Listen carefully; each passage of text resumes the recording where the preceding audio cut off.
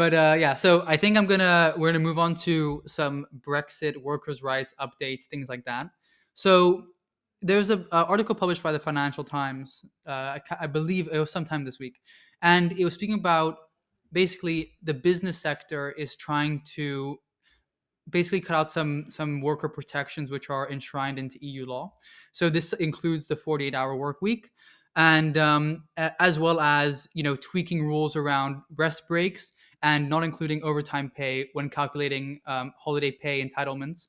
And one government spokesperson, I just quoted in the article, said the UK has one of the best workers' rights record in the world, which I'll first of all, before I get to kind of the bulk of that, in terms of though the main point from that, right, that the EU, that the UK is trying to strip away some workers' rights to essentially get what you would assume to be a competitive advantage. Um, I just want to go on the point of the UK has the best, one of the best workers' rights record in the world, because that is like empirically false. There was a report published by the International Trade Union Confederation, which marked the UK as regular offenders of workers' rights, and they were in the same category as countries like Liberia, Madagascar, Morocco, Mauritius, Mozambique, Nepal. I believe there's only two other European countries. Only two other European countries in that ranking. So that's just not true in terms of workers' rights violations. But no, just going to the bulk of it, whether this will actually come to like actually get passed, I'm not too sure, because it could. I mean, stripping workers' rights will give the UK competitive advantage, which the EU has, obviously said that it doesn't want, because that'll undermine the integrity of the single market, all that stuff. But I guess I kind of want to. I guess that's kind of one of the that's the main points in terms of the actual. Is this actually going to be is that actually going to work in the first place, this attempt? But I want to speak about more the intent of this, the intent of stripping away workers' rights and stuff like that, and speak a little bit about kind of the legacy of a lack of trade unions power, I feel like, in the UK right now, and and the increasing gig economy that we have in the UK, because I feel like those are two central aspects to the labor market right now. I'm sure Samuel and Rachel, you also probably have quite differing opinions and interesting opinions on this. But yeah, I mean, just with regards to trade unions, like trade union membership since the 70s has been on a decline. This obviously correlates with kind of Thatcher being in charge and stuff like that, and her waging of, I guess, war, some people would say, on trade unions. And as well as yeah, so that's one aspect of it that I want to speak about. That we've had a decline in union membership over the past couple of decades, and as well at the same time we've been seeing a growth in this gig economy, which prevents people from really unionizing with these 0-hour contracts and things like that. So now that's roughly 10% of the workforce is part of the gig economy. Which, look, it doesn't 10% doesn't sound like that many people, right? But it's doubled in 4 years. So we can only imagine that this is something which is going to keep on increasing slowly but surely. And just other things like this idea of union power and gig economy kind of taking over, I guess, lack of union power and the economy kind of taking over, is mirrored by things like real wage growth, which has declined since the 70s, for example. And yeah, just also just as we said about workers' rights violations. So I just wonder what you guys' thoughts on that. What your thoughts on it is, essentially. Yeah, I mean, I can quickly go into it. So I'll first look at the like just specifically talking about the Britain and the EU and that relationship. I think I'm not really surprised by these developments that the Britain is trying to strip certain workers' rights that are present within the EU, because I mean, if you look at the negotiations, the main source of conflict between the UK and Europe, like you said, Benji, is about making sure that the UK doesn't get an advantage by stripping certain rights that make business more attractive and investment more attractive. So as you said, I think it's interesting to see if these will they'll be able to put these laws into practice, because as you said, if the UK does implement these laws, then then the EU is allowed to implement tariffs for the UK. So this adds a barrier of difficulty for business and trade. So yeah, as you said, it'll be interesting to see how that plays out. And just looking at the economy in general, I think as you can see, when it comes to productivity and wages, you see productivity and wages, until like the 80s, it was more or less around the same rate. As productivity grew, wages grew accordingly. But in the 80s, as we know, especially in the UK and the US, it was really like the birth of neoliberalism and kind of the stripping of workers' rights, the decimation of unions. And as you can see from then on, the raise of the productivity continued to rise to a large extent, and wages just remain stagnant. And I don't think it's a coincidence that workers' protections and unions were you know had no power anymore since then. So yeah, I do think this is, I'm not surprised, and I can imagine this, trying to strip away workers' right will be prominent, especially under this administration in the UK. But yeah, as you said, it all depends on if the EU allows them, if it's within the rules that they set out with the EU, with the EU. Yeah, exactly. And yeah, and last thing I'll say, as you said, when you talk about like stuff like the gig economy, I mean, as you saw recently with Prop 22 in the US, which basically was about those are to counteract a law within California that granted independent contractors like Uber drivers full employment status. And this Prop 22 basically wanted to address that and allow basically certain companies like Uber, for example, to maintain independent contractor subcontractor type of employment, because basically the business model is dependent on having workers be subcontracted instead of full-time employees. And it worked. They put millions of dollars into their campaign, and they ended up winning Prop 22. And I think that will just expand throughout the US and the UK. So I mean, as long as there's no, I think from in my eyes, if as long as there's no organization like workers organizations to fight it back against the erosion of workers' rights, I think it will continue to happen. And yeah, but I mean, luckily within the agreement with the EU, there is some pushback on that. So Yeah. hopefully, I mean, the EU is not perfect, but I think at least in this sense, and with this administration in the UK, it will help push back against those erosions. So yeah, I'm not surprised by this news, and yeah, hopefully it doesn't. Hopefully there's a barrier and it doesn't end up being implemented. Yeah, I mean, I think as true as it is, it's not a clean record that the UK has in terms of workers' rights. I do think that politically, I know it's slightly ironic to say this when politically and in terms of public opinion and what looks good in the press, they haven't been the most successful recently. I do think that Johnson and his certainly kind of like press team within Number 10 are aware of how it will look if they're wanting to strike trade deals post Brexit with kind of Germany and similar EU nations, they will need a basic level of workers' rights protections. And I think also there's a lot of pressure from some backbench Conservatives, certainly from Labour, for adequate workers' rights. So I think although they may not be impeccable and they may not necessarily be EU standard, I wouldn't be as quick to kind of say that just personally. I do think that there will be certainly a satisfactory level.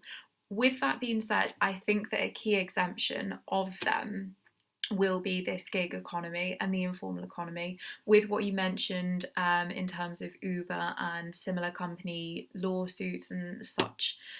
It's certainly an area which is kind of like escaping jurisdiction because they are getting around those protections and what is otherwise like very clearly enshrined in law, because they're subcontracting out and they're having temporary workers, and they're able to use these arguments that workers don't want those same protections. It's not that they don't need them, they just don't want them because like they like 0 hours contracts Yeah. It's and they yeah. like the freedom that that comes with. Never mind the fact that like it's the only job that they can do around kind of childcare responsibilities or caring for elderly relatives or partners. It's the only thing that kind of can fit around them. So that still shouldn't mean that sick pay or holiday pay or kind of childcare pay is negated because of that. It, if anything, should mean that it's protected more. So I think, with it being said, that I am somewhat confident that there will be certainly a satisfactory level of workers' protections. I think that the key exemption to that, and it's a really big one, is that gig economy. And we're only seeing that increasing with even just kind of like Uber Eats and stuff, especially in the context of COVID. Yeah. People are ordering online so much more. Amazon drivers, like warehouse staff, it all comes back to that gig informal economy. Yeah. What I'll say here is just that for me, like with the whole thing with the I think first of all it's really important that the UK has to keep in has to have the same standard as the EU. I think that's a really key point, because if that wasn't there, I think there would really be a race to the bottom in the UK, post Brexit, in the sense that, like, I think we'd be more inclined for a race to the bottom than we are right now. Like, there is still that as you point out there, that baseline that they have to kind of stick by. But yeah, I mean, it just erodes on like this whole thing of getting out of the 48-hour work week. It just erodes on, I guess, union work, which has happened for centuries or decades, I guess, which is to do things like shorten the work week, shorten the work day, stuff like that. And yeah, it just isn't looking good optically, that we're out of the EU, like a couple of weeks now, and we're already attacking, or trying to move around these workers' rights things. Um, Yeah, but especially with their campaign promises during Brexit. They a lot of the promises were around funding certain social services that are popular within Britain. Like, for example, the NHS. Like, they claim that Europe and immigrants were basically like stopping, getting in the way of properly funding these services. So I do think, I mean, I don't. Yeah, as you said, it won't look good. The optics are not good for this, especially for their promises, and they kind of they have nowhere to run to now, because they made the deal and they've agreed upon the deal with the EU. So they can only blame themselves now for if something goes wrong or services are not at the adequate level that the British people expect. So yeah. I'll also just say, like, definitely there's a conservative aspect to it, but also, like, I don't see Keir Starmer, for example, really. I don't expect him, just based on his performance with the NEU the other week, right? Not coming out until the same time as Boris Johnson, essentially, to say that, oh, teachers shouldn't go back to school, stuff like that. A point which Boris Johnson, rightfully so, called him out on at Prime Minister's Questions the other week. And, like, it's not like Keir Starmer, as much as he wants to put up this persona, especially when he was running, of, oh, I'm like Corbyn, I have the same policies as him, I want radical change, but I'm just not as rough around the edges, or whatever you want to call it. He really isn't like that. So I wouldn't imagine that it'd be a massive labor, rebellion against something like this, right? So it's kind of it's kind of more of like what I would see is like a set. Some would have like a centrist response to it. I feel like more about optically being for unions than actually policy wise, being for unions, if that makes sense. Like, I wouldn't see him, for example. Sorry, Rachel. I know I'm butting in there, but like, I wouldn't like see Keir Starmer, for example, advocating for like secondary like action to become legal, for example. So secondary action, for those who don't know, is like sympathy strikes in favor for other sectors of the economy, stuff like that. I mean, important to point out as well that secondary strikes being banned would happen before Thatcher's time and stuff like that. That was way before. But anyway, yeah, I'll let you go, Rachel. Yeah, I think really just a couple of points. Obviously, Starmer, I 100% agree. Like, he really isn't a Corbynista by any stretch of the imagination. But I think that that comes certainly from just a necessity of Labour to become electable again. Because whatever you thought of like Corbyn's policies and things, and increasing Labour's vote share and so on and so forth, it is that kind of like middle England demographic that Starmer and his press office do seem to be appealing to. So, that being said, I think that the Labour backbenches, a lot of MPs would stage some sort of a rebellion, but as you say, if there's kind of three-line whips and things, whether there are enough MPs that are willing to kind of risk their positions within the party, that remains to be seen. Just in terms of the race to the bottom, whether it's kind of a little bit too optimistic, I don't see that happening realistically. I do think that Johnson, for all his kind of bumble and talk, I think that he is aware that a certain kind of level needs to be maintained. And I'm not sure that it would be quite that drastic. I do think that they will petition and legislate to have good workers' rights, because there were some things where, you know, even within the EU, we were petitioning and we had separately. But similarly, it will just be interesting to see, and it certainly remains to be seen, whether it's kind of the same level. In terms of the European Bill of Human Rights, a lot of Conservatives are very keen to kind of get rid of that and have a British Bill of Rights. And that's been seen by a lot of people as kind of like going back on those rights that the EU have agreed on. But I think, similar to the workers' rights, it is something that the Conservative Party and Parliament as a whole, because such big issues are kind of Parliament wide, they will look more favourably on and have maintained certainly a base standard. Yeah, I just want to point out, I'm not like expecting us to go back to, kind of like Like the days of the workhouse. yeah, like I'm not going back to like the 1800s where like we're gonna get Yeah, no, 5-year-olds into like mining or manufacturing, right? yeah. But no, I just mean like subpar to what the EU would be. But yeah, I guess it is remains to be seen, whether. Well, first of all, I'm interested to see what the EU's actual reaction to these, to any proposal will be, because they made it quite clear, I feel like, in the Brexit negotiations, that they don't want the single market to be, at any point undermined. So we'll see. I'm interested to see how that dynamic plays out. Yeah. Do you have anything else you want to say? No, I was gonna agree with Rachel before you clarified. I think, I mean, yeah, I wouldn't be so dramatic to say that it's a race to the bottom, but yeah, I mean, with these Brexit negotiations, it does give the UK a bit more wiggle room to, like, especially in this case, maybe undermine workers' rights and protection. So yeah, I mean, I think the British public there is a limit, there is a standard to what the public accepts, but I don't think, yeah, as I said, it just gives them more wiggle room to maybe create subpar conditions in comparison to Europe, for example. Yeah. Yeah. I will say, so on the topic of Keir Starmer, centrist politics, all that jazz, I thought it would be nice to do a quick detour into essentially an article that came out by the Sunday Times, which was discussing how Scottish Labour, the leader of Scottish Labour, had resigned. And I don't know if you guys are aware of this. I think I briefly told Samuel. I don't know if Rachel, you've seen it. But yeah, so the head of Scottish Labour, essentially Richard Leonard, he resigned, and this is basically, it's kind of crazy, this whole story, because his resignation followed a conference call involving senior party figures and potential donors, who said that they would not back Labour in terms of donations if Leonard didn't resign. And then 24 hours after that call, he resigned.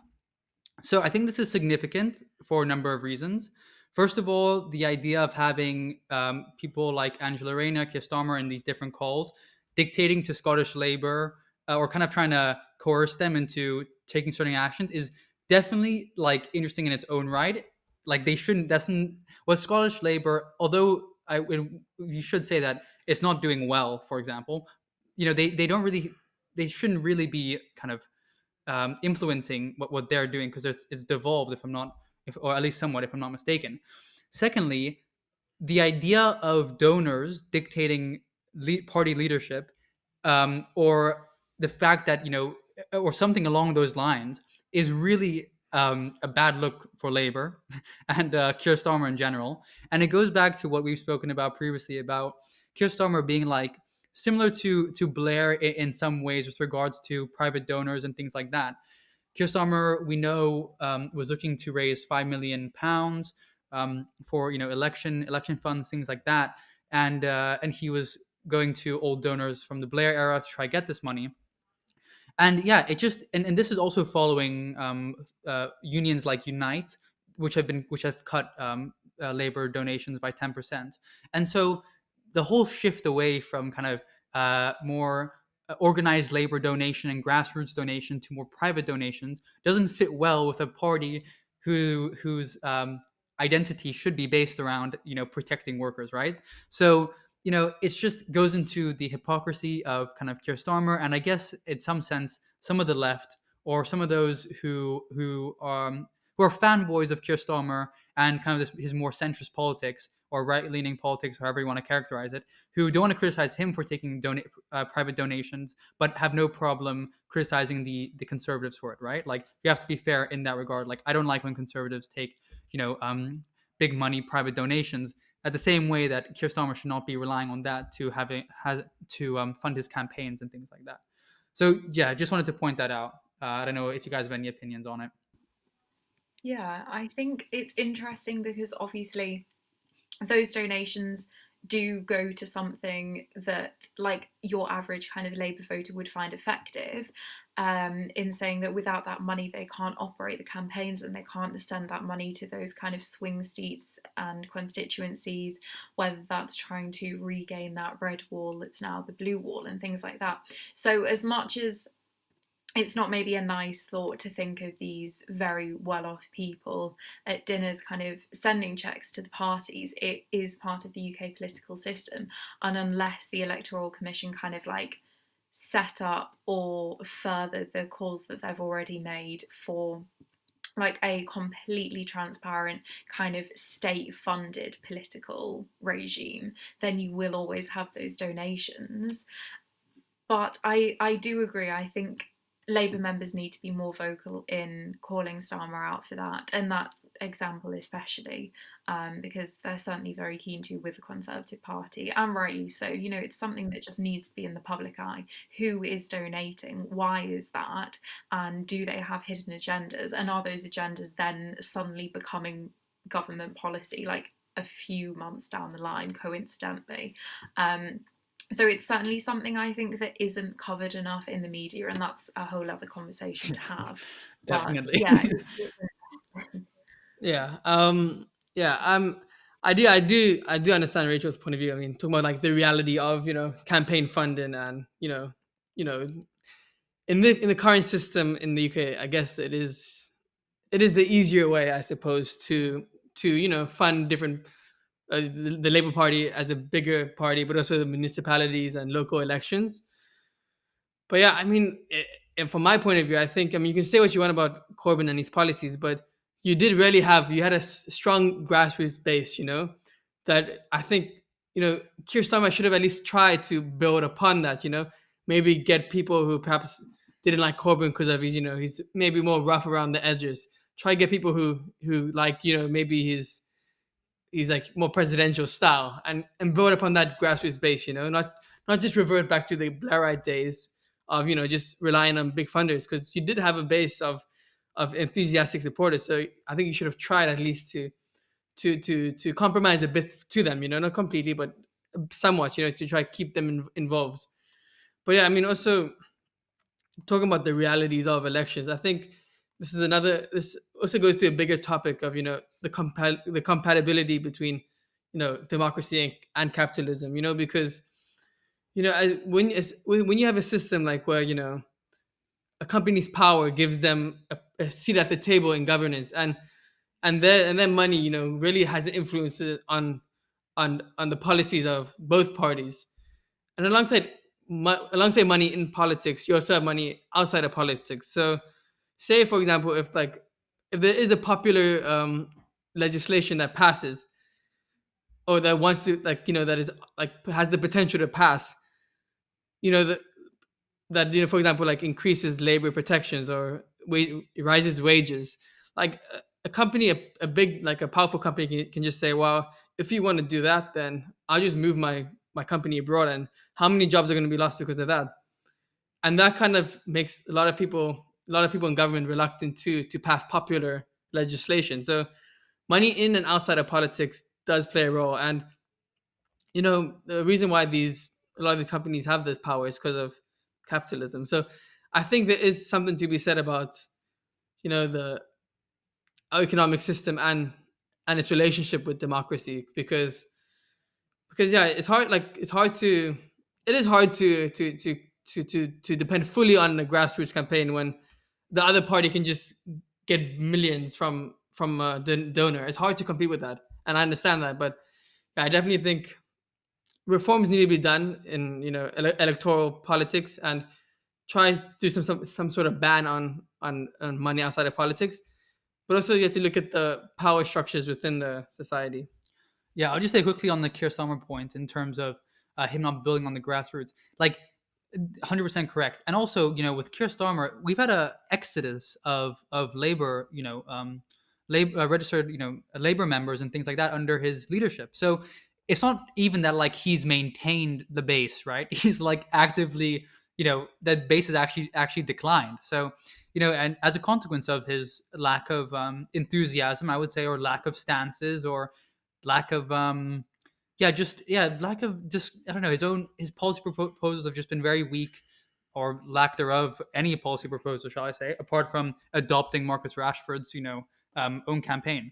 And just on the broader point, the idea of money in politics and stuff, it's like, I think it's pretty easy. It's pretty really conceptually easy to see how it may not be a good idea if we allow loads of private donors to give money to these political parties, like on all sides of the aisle, right and left, because it all can be manipulated in the wrong way.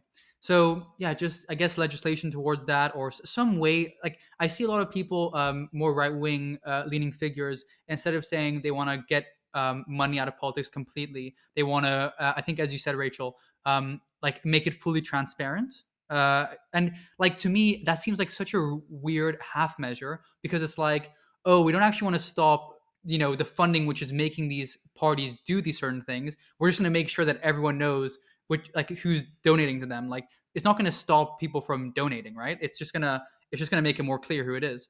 And it just, that for me, it doesn't seem like politics is the area of society to have a half measure like that, when it is so impactful, as we've seen, on so many people's lives. Yeah, I agree. I think more than a half measure, it's just good if there is transparency around who's donating, because as we've said, like, it then does often correlate with policies, in terms of if like prominent housing developers suddenly give the Conservative Party a huge donation, as we've seen, there are then kind of subcontracts to the same private firms for like the building of social housing and things just a few months later. So I think it is effective to have more transparency in the system.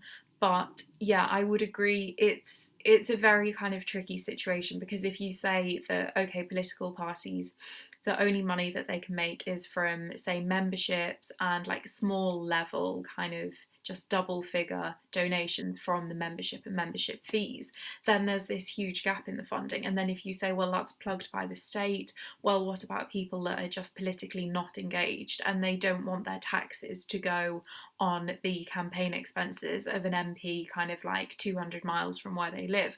So it is very difficult if you eliminate the kind of private donations. But I think, yeah, I would agree, and just kind of transparency is certainly needed in that process. Yeah, I mean, yeah, it's fair enough. I'm not trying to say as well that like transparency is like inherently bad. I'm just saying that No, no. personally, it's just, I don't feel like it goes far enough.